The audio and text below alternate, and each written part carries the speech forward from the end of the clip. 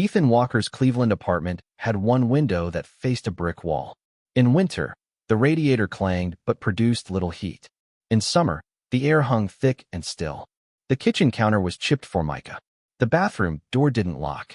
The elevator worked 3 days out of 7. This was where Ethan lived when he met Naomi Carter. He was 26, working as a financial analyst at a mid-tier investment firm that treated him like furniture. His boss couldn't remember his name. His reports were filed and forgotten. His salary barely covered rent, student loans, and the instant ramen that sustained him through 60-hour work weeks. Ethan was invisible, overlooked, ordinary. Naomi saw him anyway. They met at a community financial literacy workshop Ethan volunteered at on weekends, partly for networking, partly because it looked good on a resume he hoped someone would eventually read. Naomi attended because she attended everything free that could teach her something useful. She sat in the back row, dressed in a gray cardigan and jeans washed so many times the denim had gone soft. She took notes in a spiral notebook, her handwriting small and precise. She didn't ask questions or draw attention. But when Ethan spoke about compound interest and retirement planning, her eyes followed him with an intensity that made him feel, for the first time in months, like someone worth listening to.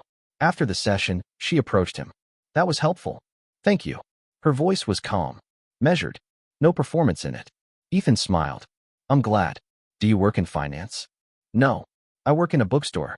But I'm studying contract law at night." "Contract law? At night?" While working retail. Ethan was impressed. They started talking. Coffee became dinner. Dinner became walks along Lake Erie. Walks became late-night conversations in Ethan's cramped apartment, where Naomi never commented on the broken blinds or the floor that sloped toward the bathroom. Naomi's background emerged slowly, in pieces she offered without drama. Foster care from age 7. 3 different homes before she turned 12. A scholarship to a state school she attended while working 2 jobs. She had learned early that survival required discipline, observation, and the ability to stay quiet when speaking would cost too much. She didn't talk about her childhood with bitterness. She talked about it the way someone might describe weather, factual, inevitable, already past.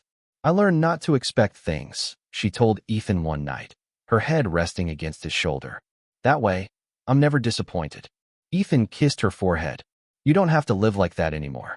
Naomi smiled faintly, but said nothing.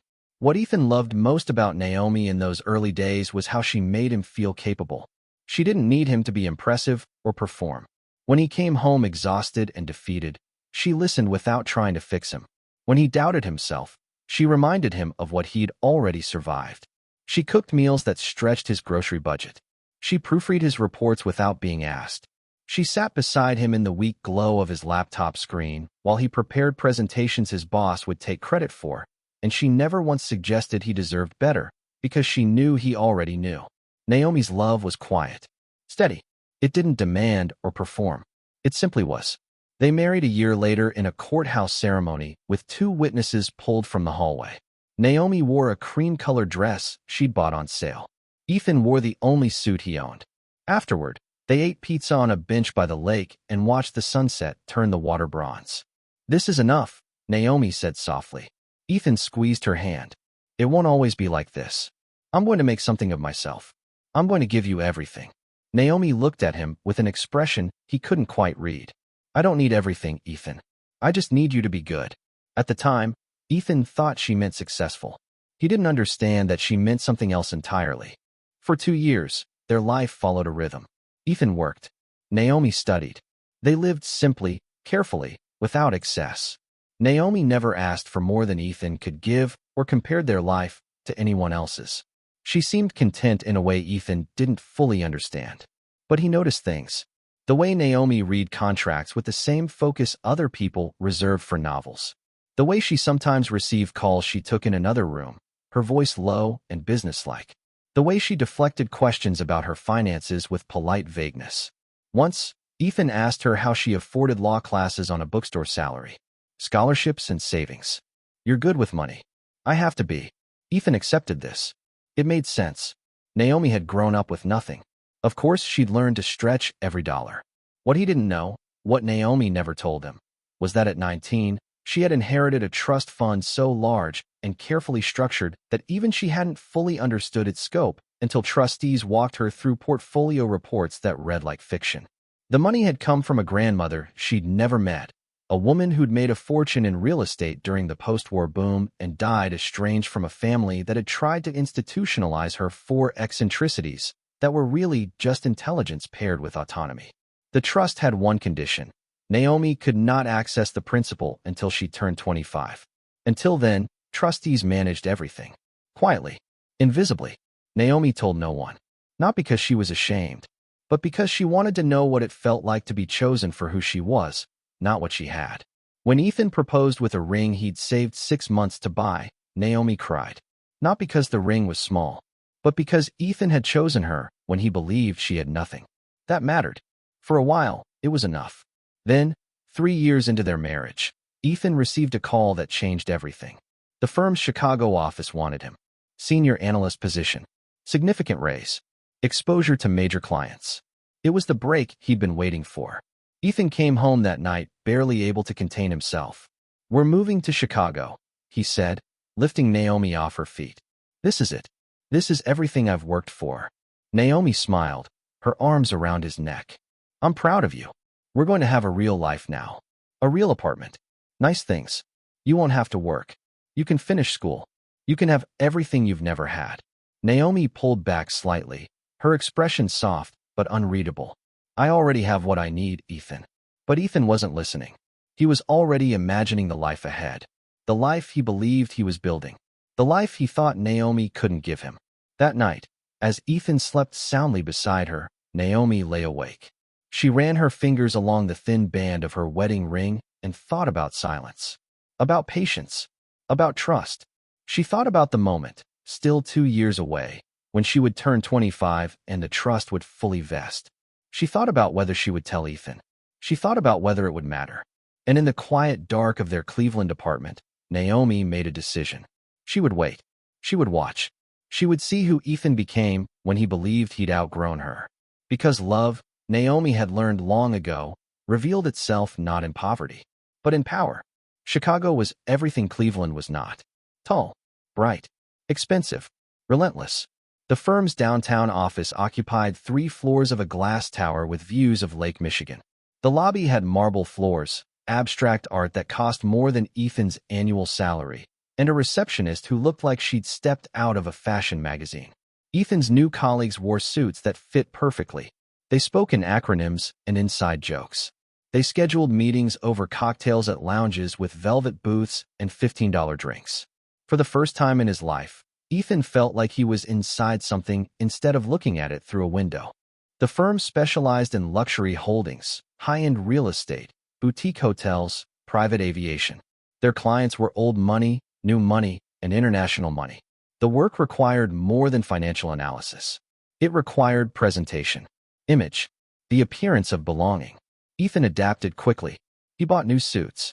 He learned which watches signaled ambition without desperation. He studied his colleagues' mannerisms, the way they leaned back in chairs during meetings, the way they name-dropped restaurants and vacation destinations, the casual arrogance that passed for confidence. He practiced in mirrors.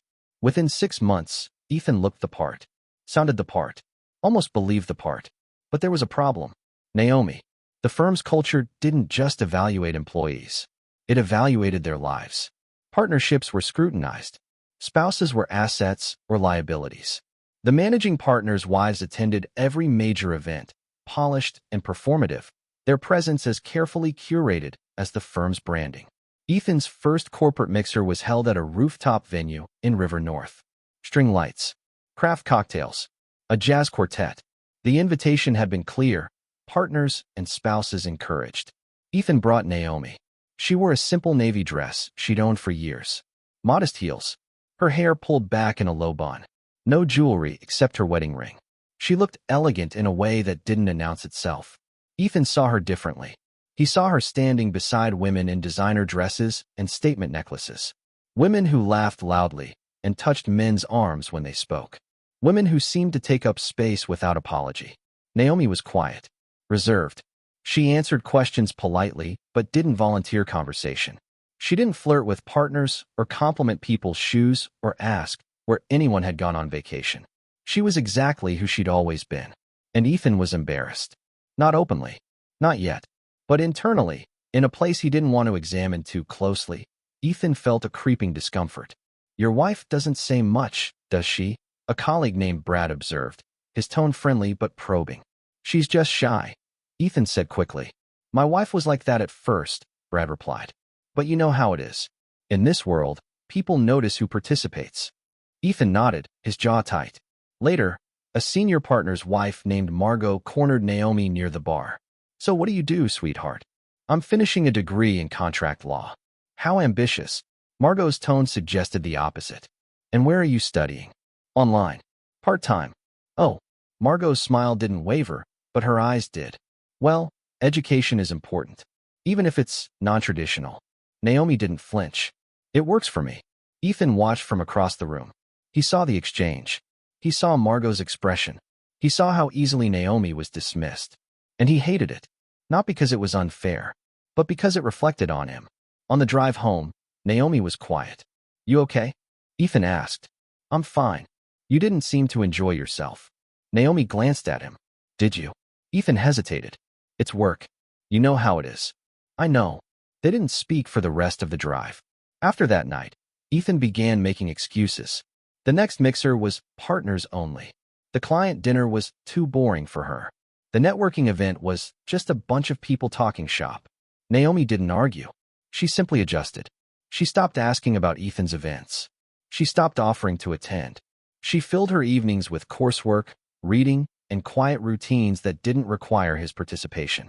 Ethan told himself he was protecting her, saving her from uncomfortable situations, doing her a favor. But the truth was simpler. He was ashamed. Ashamed that she didn't dress like the other wives. Ashamed that she didn't perform. Ashamed that her quiet dignity read, in his new world, as inadequacy. Ethan's shame calcified into resentment. He started noticing everything he'd once loved about Naomi as flaws. Her careful speech became awkward. Her modest wardrobe became plain. Her preference for staying in became antisocial. At home, his tone shifted. Are you really wearing that? He asked one evening when Naomi came out in jeans and a sweater. She looked down at herself. We're just going to dinner. At a nice place. I thought we were going to that Italian spot you liked. I want to try somewhere new. Somewhere better. Naomi changed without argument. Another night, Ethan complained about the dinner she'd made. It's the same thing we always eat, he said, pushing his plate away. You used to like this. I used to like a lot of things. The words hung in the air. Naomi said nothing. She cleared the plates and washed dishes while Ethan scrolled his phone. She noticed everything. The distance. The criticism. The way Ethan had started checking his reflection more than he checked on her. But she stayed quiet. Because Naomi understood something Ethan didn't. Silence wasn't submission. It was observation. And she was gathering evidence. One evening, Ethan came home late. His collar loosened. His expression irritated. Where were you? Naomi asked from the couch. Work thing. You didn't mention it. It came up last minute. Okay. Ethan waited for more questions. None came. It unsettled him. You don't care? He asked. Naomi looked up from her book. Should I? Most wives would want to know. I'm not most wives. Ethan didn't know how to respond. He went to the bedroom and closed the door. Naomi returned to her book. But she wasn't reading. She was thinking. About trust. About transformation. About the man she'd married and the man standing in their apartment. About how money didn't change people. It just revealed them. 3 months later, Ethan lied casually for the first time. A colleague's birthday party. Spouses invited. Ethan told Naomi it was men only. Have fun, Naomi said. Ethan left. He posted a photo on social media later that night. Him and a group of colleagues, several wives clearly visible in the background. Naomi saw it. She didn't mention it. She simply saved the screenshot. And waited. Claire Whitman entered Ethan's life the way expensive things often do. Beautifully packaged and impossible to ignore. She was brought in as a senior brand consultant to help the firm refine its image for a major acquisition pitch. 32. Blonde. Sharp-featured in a way that photographed well.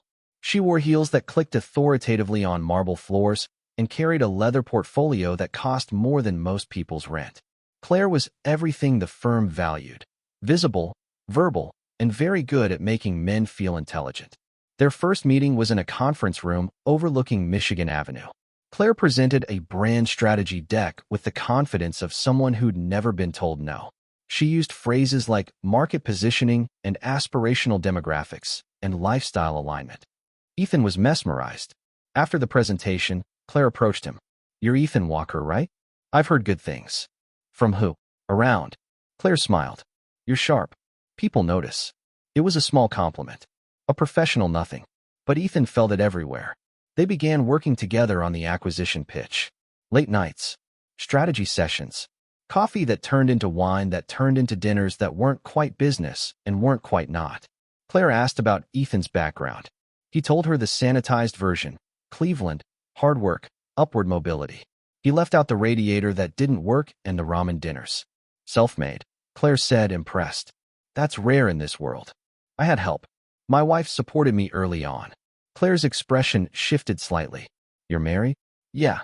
"Does she work in finance?" "No. She's studying law. Part-time." "Oh." Claire's tone was neutral, but her eyes assessed. "That's nice. Keeping busy." Ethan felt defensive. "She's smart. Really smart." "I'm sure she is." But the way Claire said it made it clear she wasn't. Over the following weeks, Ethan found himself confiding in Claire more than he intended. About the pressure of the job. About the expectations. About feeling like he had to prove himself constantly. "You deserve to be here," Claire said one evening over drinks. "You've earned this." "Sometimes I don't feel like I have." Imposter syndrome. It's common with people who've had to fight for everything. You're not used to belonging. Ethan nodded. That was exactly it. The key is to surround yourself with people who reflect where you're going, not where you've been. The words landed like permission. Ethan started seeing Naomi through Claire's lens. Naomi, who didn't talk about brands or strategy or image. Naomi, who didn't network or impress or perform. Naomi, who seemed content to remain exactly who she'd always been. Naomi, who was holding him back. At least, that's what Ethan told himself. The affair began emotionally before it became physical. Lingering conversations. Texts that ended with emojis that suggested more than they said. Compliments that felt personal. Then one night, after a particularly successful client meeting, Claire invited Ethan to her apartment to celebrate. "Just a drink. You've earned it." Ethan went. The apartment was exactly what he expected. Sleek, modern, expensive. Floor-to-ceiling windows. Minimalist furniture. Art that meant something to people who understood art. "This is incredible," Ethan said. "Thanks. I believe in investing in yourself." Claire handed him a glass of wine. "You should too." "I am." "Are you?" Claire stepped closer. "Because from where I'm standing, you're still living like you're in Cleveland." Ethan's pulse quickened. "What do you mean?" "You're brilliant, Ethan. You're going places. But you're dragging weight you don't need anymore." "I'm not." "Your wife? She's sweet, I'm sure. But she doesn't fit this world. And you know it." Ethan should have left. Should have defended Naomi. Should have remembered the woman who'd sat with him in a cold apartment and believed in him when no one else did. Instead, he kissed Claire. And everything changed. The affair became routine. Lunches that lasted too long. Late nights that weren't about work. A second life that ran parallel to his marriage, cleaner and shinier and easier. Claire never asked about Naomi. She simply acted as if Naomi didn't exist. And Ethan liked it. At home, his behavior shifted. He snapped at Naomi over small things. The way she organized groceries. The TV show she chose. The fact that she was there when he wanted to be alone. "Why are you home so much?" he asked one night. Naomi looked up from her laptop. "I live here." "You don't have friends?" "Things to do." "I have things to do. I'm doing them." "It's weird. You're always just here." Naomi closed her laptop slowly. "Do you want me to leave?" "I didn't say that." "Then what are you saying?" Ethan couldn't answer. Because what he wanted to say was, "You make me feel guilty. You remind me of who I used to be. You don't fit the person I'm trying to become." But he couldn't say that. So he said nothing. Naomi watched him with an expression that made Ethan deeply uncomfortable. Not angry. Not hurt. Just knowing. "Okay, I'll give you space." She picked up her laptop and went to the guest room. Ethan sat alone in the living room, staring at his phone, waiting for a text from Claire. It came 10 minutes later. "Miss you." Ethan texted back, "Miss you too." He didn't think about the woman in the other room. He didn't think about how she'd stopped asking questions. He didn't think about how her silence had shifted from patience to something else. Something sharper. If he had, He might have noticed the way Naomi's calendar was filling with meetings he knew nothing about. The way she took calls in her car instead of the apartment. The way certain envelopes arrived addressed only to her, marked private and confidential. But Ethan wasn't paying attention. He was too busy building a life he thought Naomi couldn't give him. Then, on a Tuesday in late September, an email arrived. Subject, Annual Gala, NYC. Executive attendance required. Ethan opened it. The firm's biggest event of the year. Black tie. Manhattan. A celebration and formal introduction of new ownership following a quiet acquisition that had restructured the entire company. Attendance was mandatory for senior analysts and above. Ethan's heart raced. This was the event. The one that separated people on trajectories from people standing still. Then he read the last line. Spouses and partners encouraged. This is a family-focused firm, and we value those who share our commitment to partnership in all areas of life. Ethan stared at the screen. He felt Claire's words echo in his mind. She doesn't fit this world. And you know it. He looked toward the guest room, where Naomi had been sleeping for 3 weeks. And he made a decision that would cost him everything. Ethan printed the email and read it 5 more times. Each time, the words felt heavier. Spouses and partners encouraged. The firm didn't just want attendance. It wanted optics, image, the appearance of stability, success, and partnership. Ethan thought about bringing Naomi. He imagined her standing beside him in the ballroom of some Manhattan hotel. Imagined introducing her to managing partners and their wives. Imagined the polite smiles, the assessing glances, the quiet judgment. He imagined Claire seeing them together. His stomach turned. For 3 days, Ethan avoided the subject entirely. He deleted the email, ignored follow-ups from HR requesting RSVP confirmation, told himself he'd figure it out later. Then Naomi found the printed copy. She didn't say anything. She simply left it on the kitchen counter where Ethan would see it. When he came home that evening, it was there, folded neatly beside his keys. Naomi was making tea, her back to him. Where did you find this? Your office. It was in the recycling. I didn't want to bore you with work stuff. A gala in New York isn't boring. It's just corporate politics. Honestly, you'd hate it.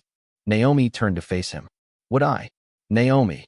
It says spouses are encouraged. Encouraged, not required. But you're going. I have to. It's mandatory for my level. Then I'll go with you. The words were calm, simple, reasonable. And Ethan panicked. You don't have to do that. I know these events aren't your thing. How would you know? You haven't brought me to one in over a year. Because you always seemed uncomfortable. I never said that. You didn't have to. I could tell. Naomi set her mug down carefully. Ethan, do you not want me there? The question hung between them, sharp and unavoidable. Ethan could have told the truth.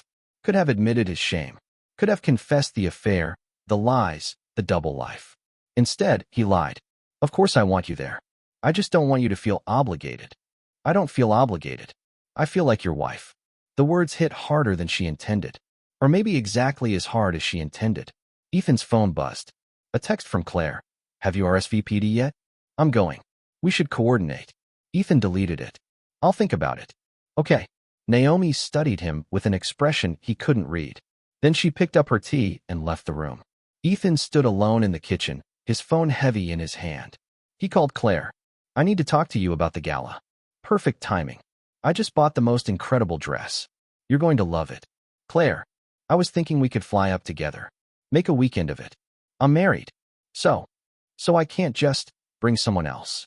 Claire's tone shifted. Ethan, you've been complaining about your wife for months. Now you have a chance to show up with someone who actually fits your life, and you're hesitating? It's complicated. It's only complicated if you make it complicated. This is your moment. Don't let someone who doesn't understand your world hold you back. Ethan closed his eyes. What if people find out? Find out what? That you brought a colleague to a work event? Ethan, half the firm knows your wife never attends anything. No one will question it. And if they do, then you tell them the truth. That she couldn't make it. That you're separated. Whatever you need to say. Ethan's hands shook. I don't know. I do. You're meant for more than this, Ethan. Stop letting guilt trap you in a life that doesn't fit anymore. The call ended. Ethan stood in the dark kitchen, staring at nothing. In the guest room, Naomi sat on the bed, her phone in her hand. She'd received an email that afternoon. Not from Ethan's firm's HR department. From her own attorneys. Subject: Gala attendance confirmation, ownership announcement protocol. Naomi opened it and read the details again. The firm Ethan worked for wasn't just hosting a gala. It was unveiling new ownership. Ownership that had been quietly acquired 6 months earlier through a shell company Naomi's trustees had structured specifically to avoid public disclosure until the optimal moment. Naomi Carter owned 49% of the firm. Her trust owned another 30% through subsidiary holdings. She was the majority shareholder, the controlling owner. And in 6 days, at the New York City Gala, Ethan was so desperate to attend without her, she would be introduced publicly for the first time. Naomi had known about the acquisition for 8 months, had signed documents, had attended virtual board meetings under her legal name, which Ethan had never thought to search. She'd watched her husband work for a company she owned, watched him climb a ladder she controlled, and she'd said nothing, because she wanted to see who he'd become, wanted to know if success would reveal integrity or entitlement. Now she knew. Naomi stood and walked to her closet. In the back, behind clothes she rarely wore, was a garment bag she'd picked up 2 weeks earlier. She unzipped it carefully. Inside was a gown, deep emerald, elegant without being excessive. The kind of dress that didn't announce power. It embodied it. Naomi had been invited to the gala months ago. She'd confirmed her attendance. She'd reviewed the program. She knew exactly when she'd take the stage. She knew Ethan didn't know. The next morning, Ethan told Naomi he'd decided to go to the gala alone. "I think it's better this way. Less pressure on both of us." "Okay. You're not upset?" "Would it matter if I was?" Ethan didn't answer. "Have a good time." She turned and left for work. Ethan watched her go, relief flooding through him. He texted Claire, "I'm going solo." Officially. Claire responded immediately, "Liar. You're going with me. See you in New York." Ethan smiled. He bought a new tuxedo that afternoon. Spent more than he should have. Told himself he deserved it. He booked a flight to New York. First class. Told himself it was an investment. He imagined walking into that ballroom with Claire on his arm. Imagined the looks, the envy, the validation. He imagined finally being seen the way he wanted to be seen. What Ethan didn't imagine was Naomi, boarding her own flight to New York, checking into her own hotel suite, preparing for a night that would end everything Ethan thought he'd built. Quietly, completely, irreversibly.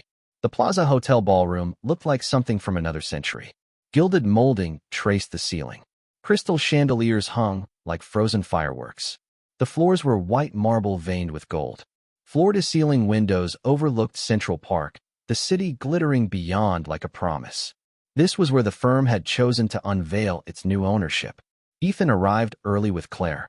She wore a silver dress that caught light from every angle. Her hair was styled in waves that looked effortless and cost a fortune. She held Ethan's arm with the easy confidence of someone who belonged. "You look incredible," Ethan told her. "So do you." Claire adjusted his bow tie. "Ready to make an impression?" "More than ready." They entered the ballroom together. Heads turned. Colleagues noticed. A few smiled. A few looked confused. 1 or 2 exchanged glances that Ethan ignored. Brad approached first, champagne in hand. "Walker, you made it." He looked at Claire. "And you brought." "Claire Whitman," she said smoothly, extending her hand. "Brand strategy. We've worked together on the Morrison acquisition." Right. Brad shook her hand, then looked at Ethan. "Your wife couldn't make it?" "She had a conflict." It was the lie he'd prepared. Vague enough to deflect. Confident enough to discourage questions. Shame. These events are good for the image. Claire's excellent company. Brad smiled tightly and moved on. Ethan felt Claire's hand tighten on his arm. "See? No one cares." Ethan wanted to believe her. They moved through the room, collecting champagne and canapes. Ethan introduced Claire as his colleague. Technically true. She introduced herself as his date. Technically honest. The ballroom filled quickly. 200 people. Maybe more. Managing partners. Senior executives. Clients. Investors. Spouses in designer gowns and tailored tuxedos. Ethan had never felt more alive. This was it. The life he'd worked for. The world he'd clawed his way into. Claire leaned close. "You belong here." "I know." And for the first time, he believed it. At 7:30, the lights dimmed. A man Ethan recognized as the board's senior director stepped onto the stage. "Good evening, everyone. Thank you for joining us for what I can confidently say is the most significant event in our firm's 70-year history. Applause rippled through the room. Tonight, we celebrate not just our past, but our future. 6 months ago, our firm underwent a transition, an acquisition that wasn't hostile, but strategic, visionary, led by someone who understands not just finance, but legacy. Ethan clapped politely, only half listening. Our new majority owner has been quietly observing, learning, preparing. Tonight, for the first time, we have the honor of introducing them publicly. The room leaned forward collectively. Ethan felt Claire's hand tighten on his again. Ladies and gentlemen, please welcome the chair and majority shareholder of our firm, Naomi Carter. Ethan's champagne glass slipped. He caught it at the last second, but champagne splashed onto his hand. The name echoed in his skull. Naomi Carter. It couldn't be. There were thousands of Naomi Carters. Millions, maybe. It was a common name. This was a coincidence. A bizarre, impossible coincidence. Then she stepped onto the stage, and Ethan's entire world stopped. Naomi. His Naomi. The woman who'd cooked in his cramped Cleveland apartment. The woman who'd smiled quietly when he got his first promotion. The woman he'd hidden for over a year. She wore a deep emerald gown that moved like water. Her hair was styled simply, elegantly. She wore minimal jewelry. She didn't need it. She looked exactly like herself. And exactly like power. The room erupted in applause.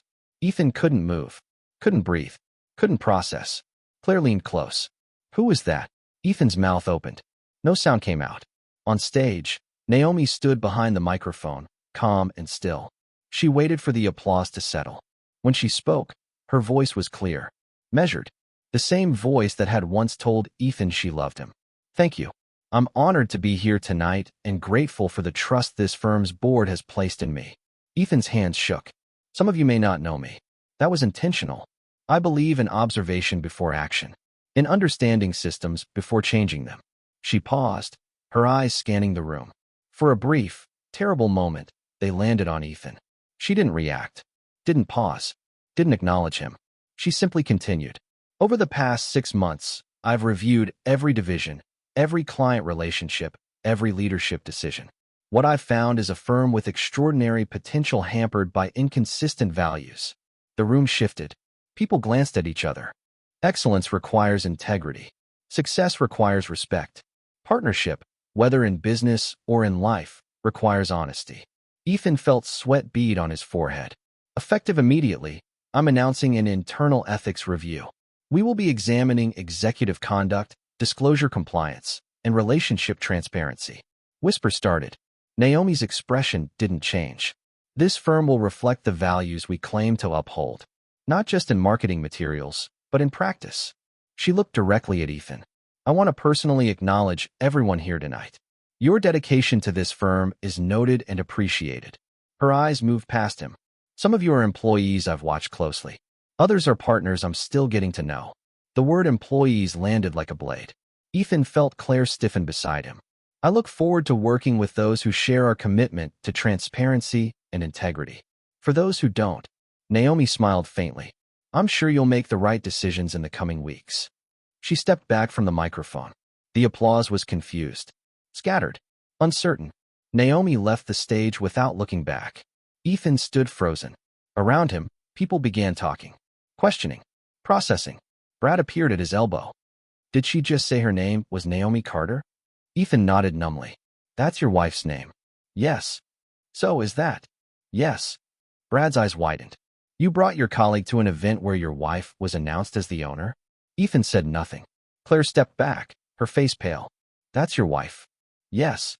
You said she was. You told me she was. I know what I told you. Oh my God. Claire's voice dropped to a whisper. I need to leave. She turned and walked away quickly, heels clicking on marble. Ethan watched her go. Then he looked back at the stage. Naomi was gone, but her words remained, hanging in the air like a sentence not yet carried out. Ethan's phone buzzed. An email from HR, mandatory meeting scheduled for Monday, 9 a.m. Attendance required. Another buzz, this time from an unknown number. You have been suspended pending investigation into conduct violations. Please do not report to the office until further notice. Ethan's legs gave out. He sat down heavily in a chair near the wall. Around him, The gala continued. People laughed, drank, networked. But Ethan heard none of it. He heard only Naomi's voice. Calm, measured, absolute. The voice of someone who'd been watching, waiting, and finally ready to act. The email came at 6:47 a.m. on Monday. Ethan hadn't slept. He'd sat in his hotel room all weekend, alternating between staring at his phone and staring at nothing. Claire had blocked his number. Colleagues had stopped responding to texts. Brad had sent one message, "You're on your own, man." Now the email. Subject, suspension notice, immediate effect. Ethan opened it with shaking hands. Dear Mr. Walker, effective immediately, you are suspended without pay pending completion of an internal investigation into conduct violations including, but not limited to, misrepresentation of relationship status at company events, undisclosed conflicts of interest, and potential ethics policy breaches. You are prohibited from entering company property or contacting company personnel during this period. Your access credentials have been deactivated. You will be contacted by Human Resources within 48 hours to schedule a formal interview. Legal Compliance Division. Ethan read it 3 times. Then he threw up. By Tuesday, the whispers had started. Ethan didn't know how the story spread so quickly, but by the time he landed back in Chicago, people knew. The analyst who'd brought his mistress to a gala where his wife was revealed as the owner. It sounded like fiction. It sounded like a morality tale. It sounded like exactly what it was. Ethan's phone stayed silent. No calls. No texts. No support. He tried calling Naomi.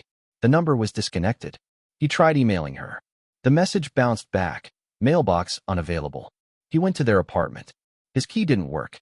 A note was taped to the door. Your belongings have been placed in storage. The lease has been terminated. Contact the attorney listed below for further information. A business card was attached. Ethan stared at it. He'd been erased. Quietly. Efficiently. Completely. On Wednesday, he received a message from Naomi's attorney. A divorce petition. Filed in Illinois. Citing irreconcilable differences. No request for alimony. No custody disputes. No assets to divide. Because as it turned out, the penthouse Ethan had believed they owned together, paid for entirely by Naomi's trust. His name had never been on the deed. The car he'd driven? Leased under her name. The investments he'd bragged about? Hers. Ethan had nothing. He'd had nothing all along. By Thursday, the ethics investigation reached its conclusion. Undisclosed relationship with a contractor while in a position to influence vendor selection. Misrepresentation at company events. Conduct unbecoming of the firm's values. Termination. Effective immediately. No severance. No references. No second chances. The formal letter was signed by the board, reviewed, and approved by the majority shareholder. Naomi's signature was at the bottom. Not her full signature. Just her initials. NC. Small. Precise. Final. Ethan moved into a short-term rental in a neighborhood he'd never have considered before. 1 bedroom. Weak water pressure. Radiator that clanged. It reminded him of Cleveland. He applied for jobs. Interviews were scheduled, then mysteriously canceled. References went unreturned. Word had spread, not through press releases or public statements, but through the quiet, devastating network of professional gossip. Ethan Walker was untouchable, not because of what he'd done, but because of who he'd done it to. By the end of the month, Claire had left the city entirely. She'd posted on LinkedIn about a new opportunity on the West Coast. Comments congratulated her. No one mentioned the gala. Brad unfriended Ethan on all social media. Others followed. The silence was absolute. Ethan sat in his small apartment, scrolling through photos on his phone. Photos of him and Naomi in Cleveland. Young. Broke. Happy. Photos of their courthouse wedding. Naomi in her cream-colored dress, smiling like she'd won something. Photos he deleted from social media months ago because they didn't fit the image he wanted to project. He zoomed in on Naomi's face. She'd known. Even then, she'd known something he didn't. That love wasn't about what you could give someone. It was about who you became when you had nothing left to prove. Ethan had failed that test. Spectacularly. Publicly. Irreversibly. On a Friday evening 6 weeks after the gala, Ethan saw Naomi's name in a business journal.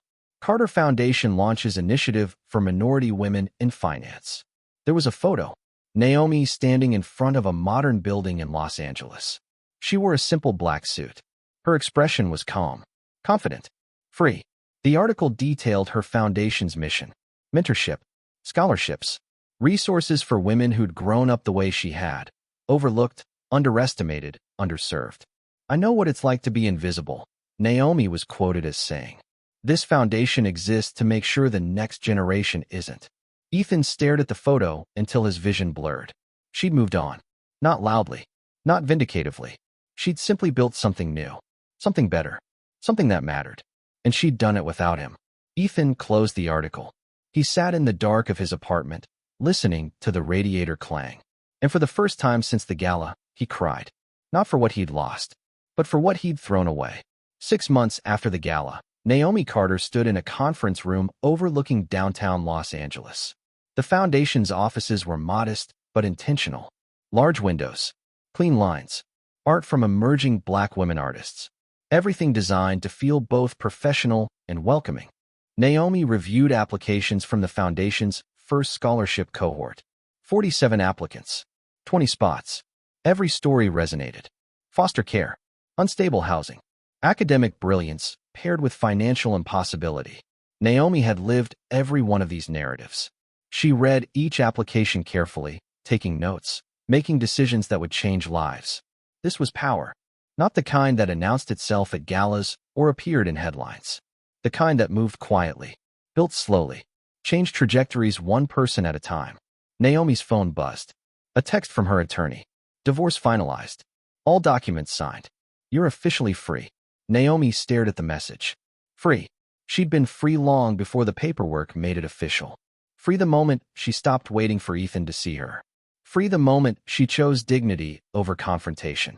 Free the moment she walked onto that stage and reclaimed her own narrative. She didn't respond to the text. She simply archived it and returned to the applications. That evening, Naomi attended a panel discussion on wealth management for first-generation professionals. She sat in the audience, not on the stage. Listened more than she spoke. Afterward, a young woman approached her. Early 20s. Nervous energy. "Ms. Carter? I just wanted to say thank you. Your foundation gave me my first scholarship. I'm studying finance at UCLA now." Naomi smiled. "How's it going?" "Hard, but good. I feel like I finally belong somewhere." "You do. You always did. You just needed the right people to see it." The young woman's eyes filled with tears. "I won't let you down. You couldn't. You're already exactly where you're supposed to be." After the event, Naomi walked along the Santa Monica Pier. The ocean stretched out endlessly, dark and vast. She thought about Ethan, not with anger, not with bitterness, but with something closer to understanding. Ethan had wanted to be seen, wanted to belong, wanted validation from a world that valued image over substance. Naomi had wanted to be chosen, wanted to be loved for who she was, not what she had. They'd both been looking for something the other couldn't give. The difference was that Naomi had learned to give it to herself. She pulled out her phone and scrolled to a folder of old photos. Cleveland, the cramped apartment. Ethan young and hopeful. Naomi quiet and watchful. She looked at those photos for a long time. Then she deleted them, not out of spite, but out of closure, because holding on to the past, even the good parts, kept you from building the future. And Naomi was building, quietly, strategically, with the same patience she'd always had, but this time for herself.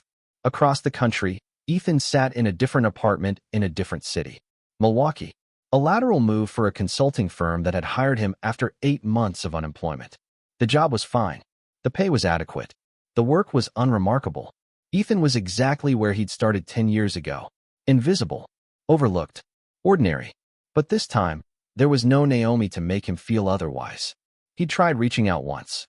A letter, handwritten, sent to the foundation's address. It was returned unopened. Returned to sender, refused. Ethan kept the envelope on his desk for weeks, then threw it away. Some apologies weren't meant to be accepted. Some damage couldn't be undone. Ethan had learned that lesson the hardest way possible. On a quiet Sunday morning, Naomi sat in her Los Angeles apartment, drinking coffee and reading. The apartment was smaller than the Chicago penthouse, but it was hers, truly hers, filled with things she loved. Books, art, silence. No performance, no pretending, no proving, just Naomi. Her phone rang. A trustee updating her on quarterly reports. Investments performing well. Assets growing steadily. Naomi listened, took notes, asked questions. When the call ended, she returned to her book. Outside, the California sun stretched long and golden. Naomi had no interest in dating, no interest in marriage, no interest in giving anyone the power to make her feel small. She had her work, her foundation, her purpose. She had herself. And that, Naomi had finally learned, was enough. In fact, it was everything. Because silence, when chosen intentionally, wasn't weakness. It was architecture. And Naomi had built something extraordinary. Not from noise, not from revenge, not from proving anyone wrong, but from knowing, deeply and completely, her own worth. The kind of worth that didn't need validation. The kind of power that didn't need to announce itself. The kind of freedom that came not from being chosen, but from choosing yourself. Every single day, without apology, without explanation, without looking back. Naomi closed her book and walked to the window. The city spread out before her, full of possibility. She smiled, not because she'd won, but because she'd survived, grown, built, and somewhere in that journey, she'd discovered something Ethan never understood. Respect isn't optional in love. Dignity isn't negotiable. And some losses aren't meant to be recovered, only understood. Naomi turned from the window. She had work to do, scholarships to award, lives to change, a future to build, and she walked forward into it, quietly, completely, unburdened. The end. Thank you for watching this story to the end. If you enjoyed this story, you will surely love the next one. It's as crazier and more intriguing as you can ever imagine. So do check it out. Subscribe, like, and click on the image showing on your screen right now to watch the next one.